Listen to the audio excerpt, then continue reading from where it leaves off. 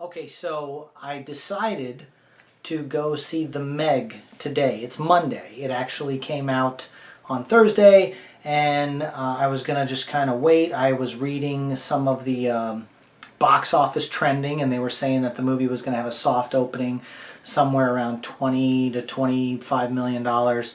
And so I was like, well, you know what? I'll just wait. And then I saw that the box office came in at number one with $44 million, and it was gangbusters overseas. It's doing really well. So I was like, okay, well, I'm a huge Jaws fan, and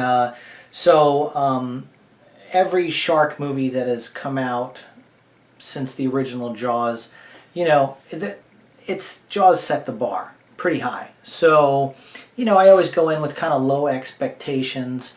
I really enjoyed, I thought The Shallows was a good one. 47 Meters Down was okay. I think for me, it's always been the CGI sharks.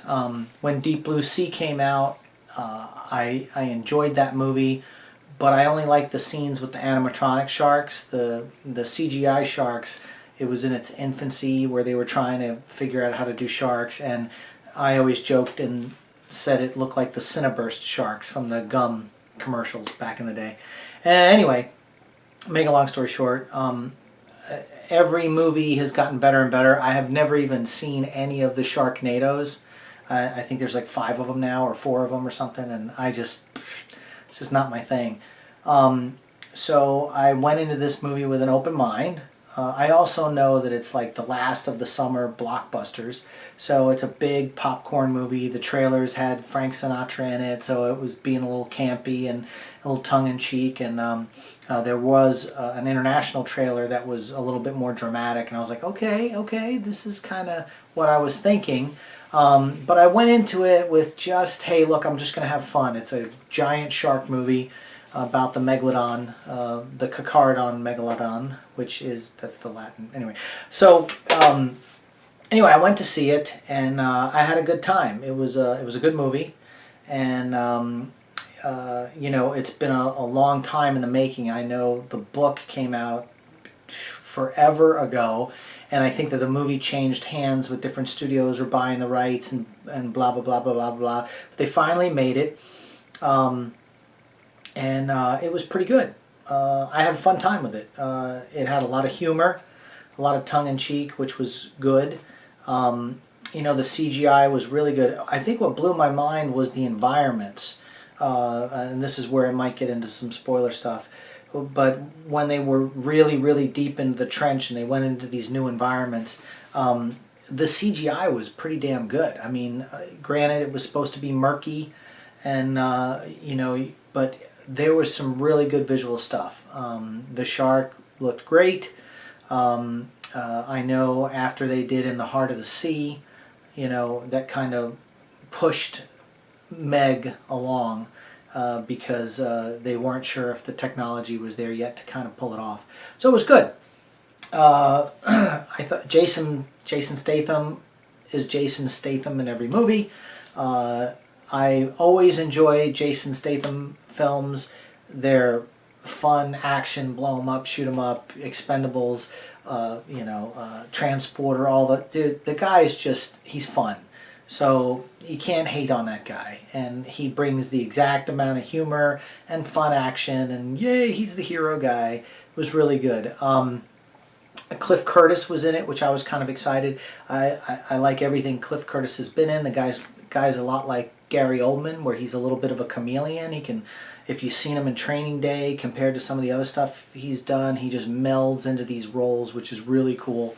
And you kind of forget he's Cliff Curtis, but it was nice to see him in this one. I enjoyed that. Ruby Rose was interesting.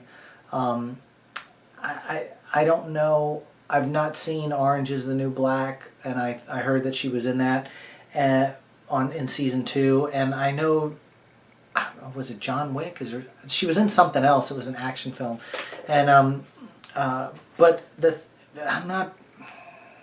Every time she came on screen, now I'll start by saying that she looked like anime character from an animation. She had the spiky hair. She had the rolled up cuff sleeves. She had the tight pants. Her makeup was done in a fashion where she looked like an anime character, where everyone else looked like real humans, but she looked like almost like she was cosplaying the character. And you know, she probably could use some acting lessons. I think, you know, she's got a great look. And she can handle the action stuff, I guess, pretty well. But you know, there was a scene where she was kind of crying, and she, you know, if she wasn't wet with water, I don't think you would have seen tears or anything. She's a little. I mean, the thing is, you know, a Meisner class would help her out, I think, and so anyway, make a long story short.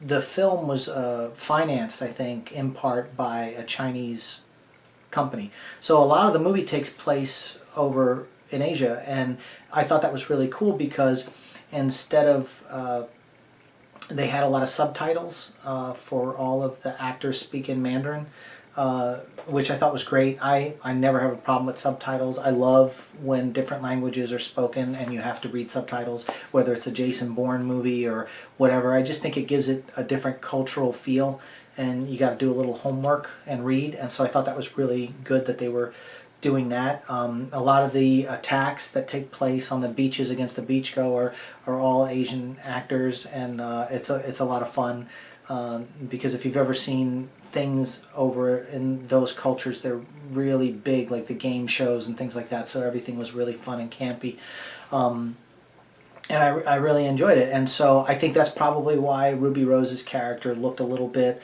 like an anime character. It was just another nod to the culture. They you know, it was all peppered throughout the entire film, and so yeah, I mean, it was just fun. It was a little predictable, but if you read the book, you know, you kind of knew what you were getting into as well. I think people who are hating on this movie for some reason, and I'm a huge Jaws fan, so I have every right to be like, oh, this movie sucked, but it was fun, and you got to go into it and have a good time with it and enjoy it. The rule of thumb in the film industry is you have to kind of double your budget to break even because of the marketing costs and things that they put into the film. So I think it had a budget of 130 million, so it needs to hit like 260 before it can be profitable.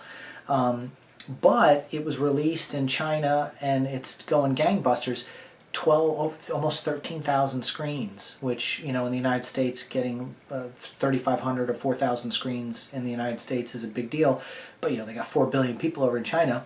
And so what they made was a cultural film. They financed it, so I'm sure it had huge backing in China as far as marketing. And I'll just say, you know, 13,000 screens in China. They've got 4 billion people over there, so they have, you know, tons of movie theaters. And so it's really nice to see the response globally for the movie. And there's quite a few other books that Steve Alton has written, so I have a funny feeling now that this one kind of hit pay dirt, we're probably going to see more MEG films. It would be nice to see if they can somehow incorporate animatronics, but I mean, the scale of this Megalodon, which is, you know, the size of a school bus, it's just probably not going to happen. Unlike what they can do at Jurassic Park, where they can make a full-size T-Rex and then do the CGI. I mean, having it underwater is crazy. So it's just, I don't think it's doable. I mean, hell, they could barely make Jaws in 1975 in the real water. I mean, everyone knows the story behind that. But you know, I like the director, did a great job. I like him. I know he did the National Treasure movies. He did Phenomenon with John Travolta, which I love that movie. And he's the one, I think, that was able to capture and balance the humor, kind of like Nicolas Cage and the other guy bantering back and forth in National Treasure. There was a lot of that going on in this with the different characters, and I think he was responsible for keeping it dragged in a couple of spots, but it only dragged, I think, when it got heavy with like drama. Jason Statham's character talking to a possible love interest.